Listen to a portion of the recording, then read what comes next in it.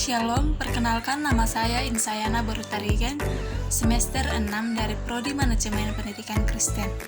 Pada kali ini saya akan menjelaskan bagaimana implementasi fungsi manajemen dalam kegiatan pendidikan dan pelatihan, mulai dari tahap perencanaan hingga pengevaluasian.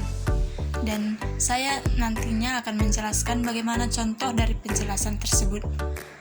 Nah, yang pertama yaitu manajemen pendidikan meliputi fungsi-fungsi manajemen seperti perencanaan, di mana di dalam kegiatan pendidikan dan pelatihan kita harus merencanakan suatu kegiatan apa yang menjadi perencanaan kita ataupun apa yang menjadi permasalahan di dalam suatu organisasi itu. Untuk memecahkan suatu masalah itu, kita harus merencanakan suatu kegiatan ataupun solusi yang akan kita buat. Nah, selanjutnya pengorganisasian. Setelah kita merencanakan, kita harus mengorganisasikan kapan kegiatan itu berlangsung dan di mana kegiatan itu berlangsung, dan kepada siapa kegiatan itu yang akan kita laksanakan. Yang selanjutnya setelah kita mengorganisasikan, selanjutnya kita akan melaksanakan. Di mana yang telah kita rencanakan tadi, kita merencanakan dan kita laksanakan. Contohnya seperti apabila ada organisasi memiliki suatu masalah, contohnya kita harus membuat diklat. Pada pelaksanaan itulah kita mengimplementasikan apa yang menjadi solusi dari permasalahan tersebut. Yang selanjutnya, setelah kita membuat pelaksanaan itu, kita harus mengevaluasi apakah permasalahan tersebut dapat terselesaikan dengan adanya pelatihan diklat tersebut atau pelatihan pendidikan yang telah dilaksanakan.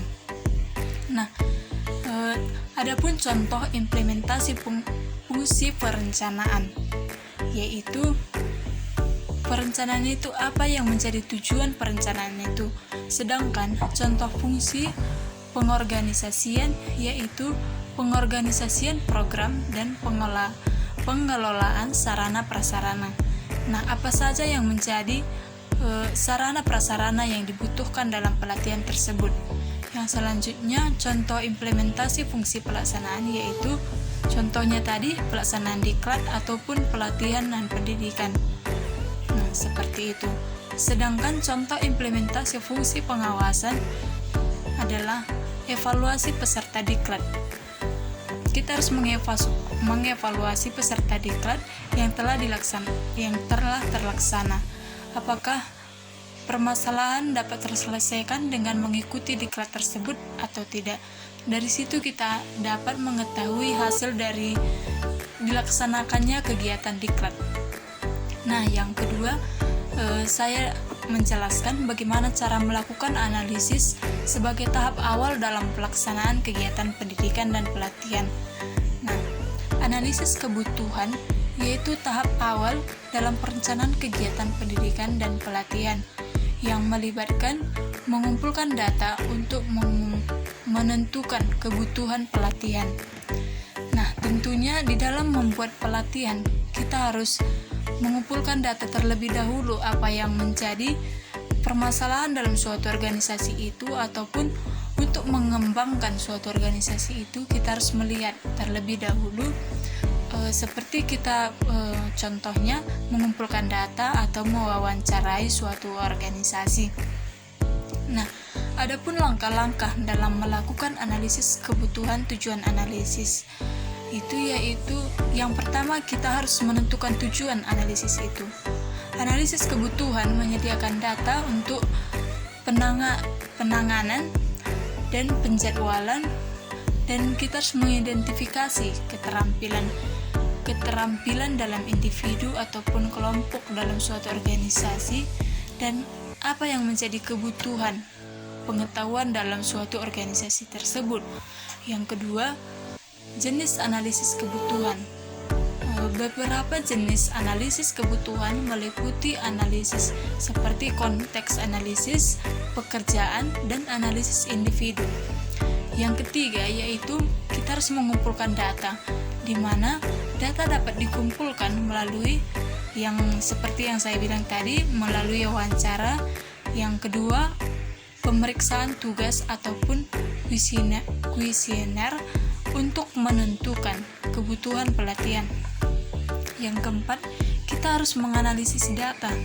Setelah mengumpulkan data, kita selanjutnya adalah menganalisis data untuk memetakan kebutuhan pelatihan.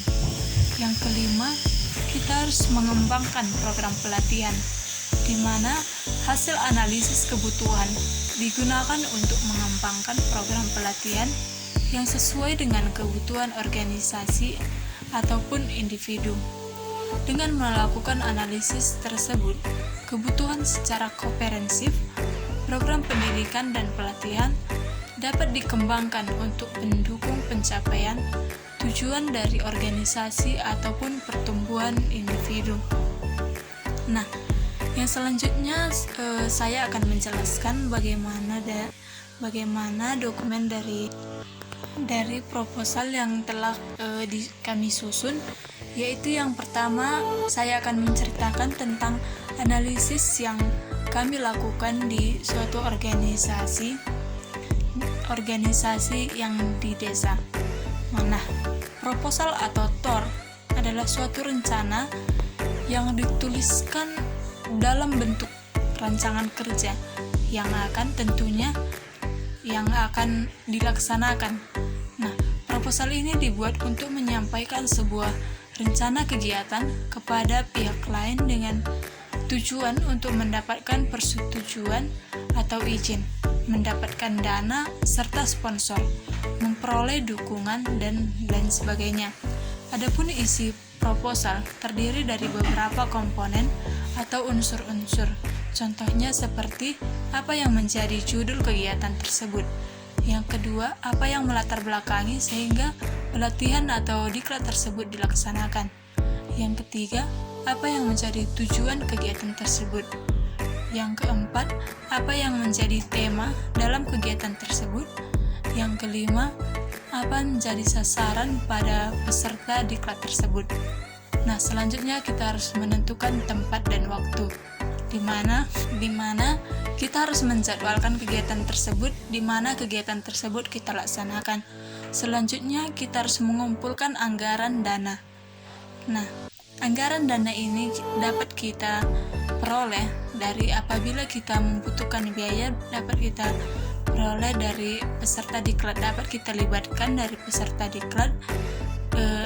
Kita dapat mengumpulkan dari setiap anggota yang ingin mengikuti diklat apabila kekurangan dana. Nah, adapun struktur proposal memiliki kerangka tersendiri yang berbeda dengan teks lainnya yang berisi poin-poin penting yang nantinya akan dituangkan ke dalam proposal, sehingga proposal yang dibuat akan lebih sistematis. Proposal dapat dibedakan menjadi beberapa jenis.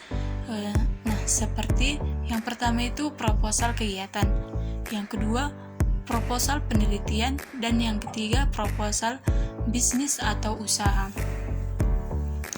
Nah, kami telah melakukan analisis kebutuhan pada suatu organisasi, yaitu organisasi pemuda Naposo Haumabange, di mana dalam dokumen itu kami sudah membuat latar belakang, tujuan kegiatan, apa yang menjadi manfaat kegiatan, dan hasil yang diharapkan. Yang selanjutnya kami telah menyusun rencana pelaksanaan kegiatan, yang dimana kami di situ membuat tema.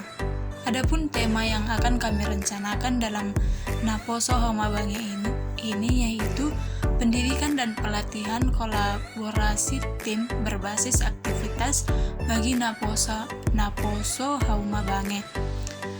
Latar belakang kami dalam membuat tema ini karena di dalam organisasi Naposo Haumabange ini permasalahannya yaitu banyak anggota yang kurang menerima pendapat orang lain. Seperti contohnya ketika ada rapat, banyak anggota individu yang tidak menerima pendapat dari temannya itu sendiri atau di dalam organisasinya itu sendiri. Yang selanjutnya, Naposo Haumabange ini tidak memiliki banyak kegiatan. Kegiatan mereka hanya melakukan gotong royong dan pada saat Natal mereka di situ ada membuat kegiatan di gereja dan membersihkan lingkungan gereja, dan mereka tidak banyak memiliki kegiatan. Yang rutinitas mereka lakukan yaitu hanya bergotong royong. Maka kami berinisiatif untuk membuat suatu pelatihan pendidikan kolaborasi tim berbasis aktivitas bagi Naposa Humabange yang tujuannya untuk meningkatkan kegiatan di dalam organisasi ini supaya organisasi ini dapat berkembang dan tidak tetap dan tidak itu saja di dalam melakukan kegiatan, supaya memiliki kemajuan dalam suatu organisasi itu, sehingga anggota yang ada di dalam suatu organisasi ini tidak bosan dan memiliki pengalaman dan dapat berkembang sesuai dengan organisasi yang mereka ikuti. Adapun kami yang buat waktu pelaksanaannya yaitu pada hari Jumat tanggal 26 April tahun 2024 dari pukul 10 sampai dengan selesai. Tempatnya di Humabange. Adapun peserta diklat yang kami buat yaitu yang mengikuti peserta diklat pendidikan dan pelatihan ini, pelatihan kolaborasi tim berbasis aktivitas ini yaitu seluruh anggota Napos, seluruh anggota ataupun pengurus Humabange ini yaitu sebanyak 32 orang yang telah kami analisis.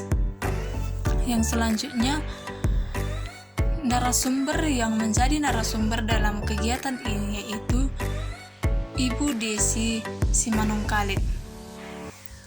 Nah, media dan peralatan yang telah kami susun yaitu adapun fasilitas yang didapat dalam kegiatan diklat yaitu materi, sertifikat, menambah relasi dan koneksi ilmu yang bermanfaat.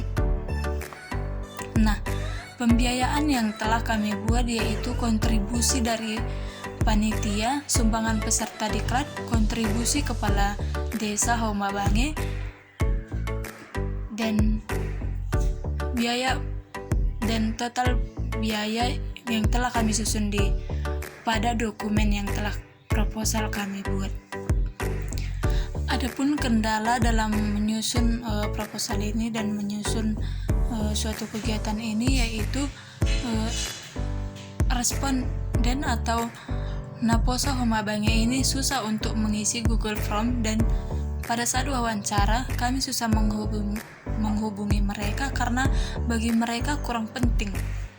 Jadi kami harus menjelaskan terlebih dahulu apa tujuan kami untuk membuat ini, dan kami berulang kali mengirimkan Google Form tetapi mereka susah untuk menjawabnya. Nah, di sini adapun solusi kami untuk permasalahan mereka yang sudah ada beberapa yang sudah mengisi Google Form yaitu adapun solusi yang kami buat yaitu membuat pelatihan yang berbasis aktivitas tadi yang tujuannya untuk meningkatkan kerjasama tim antara pemuda-pemudi Naposa Humabange, Sosor Silintong. Selanjutnya meningkatkan kualitas kerjasama tim antara pemuda-pemudi dalam mencapai misi serta memperkuat ikatan antara anggota dan kepengurusan. Yang selanjutnya meningkatkan kesadaran diri dalam berorganisasi supaya anggota dalam Naposa Humabange ini dapat bekerja sama, tidak seperti hari-hari yang berikutnya mereka susah untuk bekerja sama dan susah untuk menerima pendapat yang lain. Yang selanjutnya adapun manfaat dari pelaksanaan kegiatan diklat ini yaitu di dalam mengikuti pelatihan ini peserta mampu menciptakan dampak yang positif yang luas pada individu, kepemimpinan, dan reputasi organisasi secara keseluruhan. Yang kedua, mampu menciptakan lingkungan yang mendukung dan memungkinkan peserta untuk mencapai potensi penuh. Yang ketiga, memperkuat peserta, hubungan antara anggota organisasi ataupun kepengurusan. Yang keempat, melalui pelatihan ini, peserta akan mengembangkan rasa kerjasama yang tinggi untuk menyelesaikan sebuah masalah yang dihadapi tersebut. Nah, dengan mengikuti pelatihan ini, peserta tentunya diharapkan untuk meningkatkan kerjasama tim dan mendapatkan banyak aktivitas yang tidak hanya rutinitas saja yang dilakukan oleh Nafo Soho Mabange tadi, seperti mereka hanya bergotong royong. Nah, kami membuat pelatihan ini untuk menambah aktivitas ataupun kegiatan yang akan dilaksanakan oleh Homa Bange ini untuk mengembangkan suatu organisasi ini. Karena sesuai dengan yang kami wawancarai bahwa organisasi ini sempat mengalami kemunduran karena mereka sudah bosan dengan kegiatan-kegiatan itu saja. Nah, makanya kami membuat pelatihan ini untuk menarik lagi supaya mereka tetap semangat di dalam mengikuti organisasi Homa Bange ini dengan membuat banyak kegiatan-kegiatan yang menarik dan tidak membosankan peserta didik. Nah, adapun dokumen yang kami buat di sini yaitu kami mewawancarai 5 orang peserta Naposa Homa Bange dan ketua dari Naposa Homa Bange ini. Dan anggota keseluruhan kami membagikan Google Form. Ada yang kami share di grup untuk mengisi Google Form. Tapi ada banyak sebagian yang tidak peduli dan tidak mengisi Google Form tersebut karena mereka beralasan jaringan. Nah, inilah yang telah kami teliti dan inilah yang bisa saya jelaskan. Sekian dan terima kasih. Shalom.